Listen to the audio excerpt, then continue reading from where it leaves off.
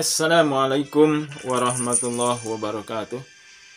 Hai anak-anakku yang saleh dan salehah, ketemu lagi dengan Pak Cecep di SDIT LH Channel. Anak-anakku yang saleh dan salehah, pada kesempatan ini kita akan mengenal para pahlawan muslim yang ada di Indonesia yang telah berjuang berusaha untuk memerdekakan negara kita, Republik Indonesia yang tercinta ini. Dan anak-anakku yang saleh dan salehah, perlu diingat bahwa orang yang mati di dalam membela tanah air, di dalam membela agama Allah, maka ia matinya mati syahid. Dan saat ini ya, para pahlawan yang mati syahid tersebut berada di sisi Allah dan mendapatkan berbagai macam kenikmatan.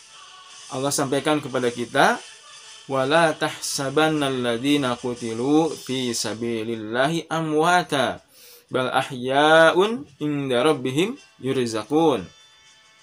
Janganlah kamu mengira bahwa orang yang gugur di jalan Allah itu mati atau meninggal. Bahkan mereka itu hidup di sisi Tuhannya dengan mendapatkan rizki. Masya Allah. Mau mati syahid anak-anakku? Tentu kalau Bapak sendiri ingin mati syahid ya. Karena keutamaannya selain mendapatkan surga, kemudian juga dapat memberikan syafaat untuk keluarganya, untuk orang lain. Anak-anakku yang saleh dan salehah, jika kalian ingin mati syahid, maka perbanyaklah berdoa untuk mendapatkan kematian syahid di jalan Allah. Teruslah berbuat baik dalam kehidupan kita sehari-hari. Anak-anakku yang saleh dan salehah, mari kita kenali mari kita kenali para pahlawan muslim yang telah membela tanah air kita, yang telah membela agama kita di masa-masa yang lalu. Coba kita lihat di gambar berikut ini. 1, 2, 3, 4, 5, 6, 7, 8, 9, 10. Nah, itu adalah beberapa orang para pahlawan muslim yang telah syahid membela negara kita, membela agama kita. Nah, anakku yang saleh dan salehah, pada kesempatan ini kita akan mengenal salah satu saja sepak terjang ataupun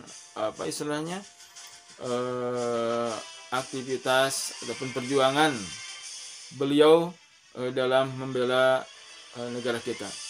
Siapa yang akan disampaikan pada kesempatan ini? Yaitu pahlawan kemerdekaan yang bernama Jenderal Sudirman. Kita lihat tayangan berikut ini.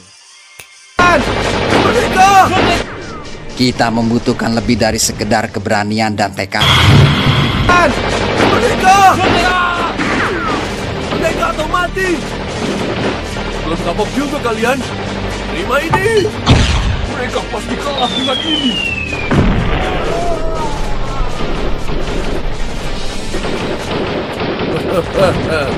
Mana bisa kalian menang dari kami?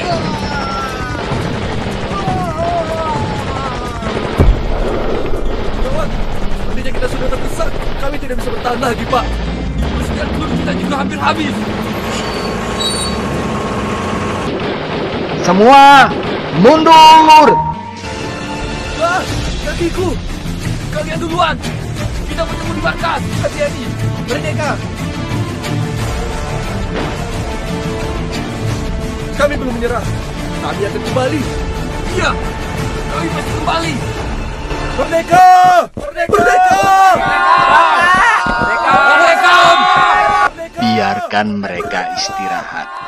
Catat siapa saja yang terluka atau meninggal. Siapa? Sabar ya Pak, semua pengorbanan kita tak akan sia-sia. Saya ikhlas kok, Pak. Demi kemerdekaan kita. Silakan, Pak. Terima kasih, Cahyo. Sementara itu, perwira-perwira TNI memberitahukan pada para wartawan asing kalau Republik Indonesia masih ada dan terus berjuang. We are Indonesian Army.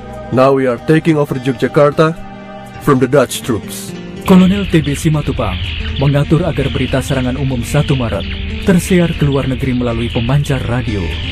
Indonesia Army like attack and took over Yogyakarta from Dutch troops on March 1st, 1949. Berita itu diteruskan secara estafet ke Aceh, Burma, Singapura, India, bahkan ke New York. Tidak heran, serangan umum 1 Maret menjadi berita dunia keesokan harinya. Jika dipikir lagi, kita sebenarnya telah kalah saat militer Republik mundur dan menyusun jaringan gerilya mereka. Kita tidak. Saya gagal dalam mengatur strategi pertempuran hingga keunggulan pasukan kita menjadi sia-sia. Satu kehormatan Anda bertugas di bawah komando saya, Kolonel Vandal.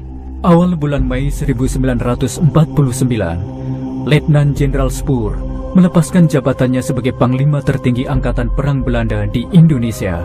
Indonesia terus diperhatikan dunia. PBB akhirnya berhasil memaksa Belanda kembali berunding dengan pemerintah Indonesia.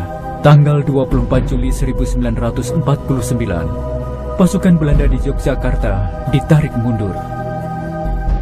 Semua sudah siap, Pak? Kita berangkat sekarang.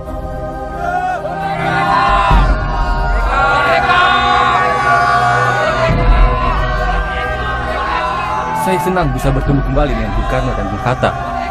Begitupun kami. Bagaimana keadaanmu, Dirman? Tidak pernah sebaik ini. Tanggal 23 Agustus hingga 2 November di Den Haag, Belanda, diadakan konferensi meja bundar. Persetujuan antara Belanda dan Indonesia akhirnya tercapai. Secara resmi, pemerintah kerajaan Belanda mengakui kedaulatan Republik Indonesia pada tanggal 27 Desember 1949. Semua itu dicapai berkat perjuangan tanpa kenal lelah dalam mempertahankan kemerdekaan, melibatkan kerja keras para prajurit, pemimpin, dan panglima, hingga rakyat biasa. Zaman baru pun tiba bagi Indonesia.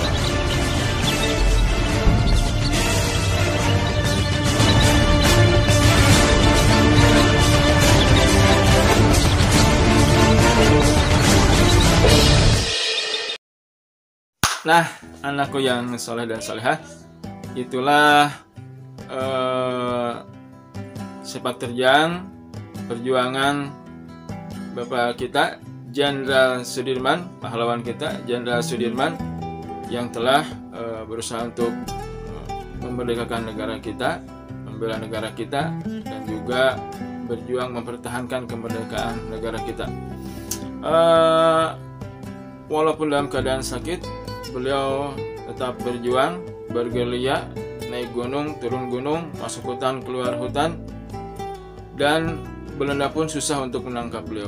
Apa rahasianya? Yang beliau sampaikan adalah, yang pertama, beliau itu senantiasa berwudu dalam kondisi bersuci. Yang kedua, senantiasa melaksanakan sholat 5 waktu, tidak lepas dari sholat 5 waktu. Yang ketiga, beliau berjuang dengan ikhlas untuk negaranya. Itulah barangkali anak-anakku yang soleh dan soleh yang bisa kita teladani dari sosok Jenderal Sudirman. Allahu Akbar, merdeka. Selamat menikmati acara-acara di rangkaian peringatan HUT RI SDIT Lukmanul Hakim. Allahu Akbar, merdeka. Assalamualaikum warahmatullahi wabarakatuh.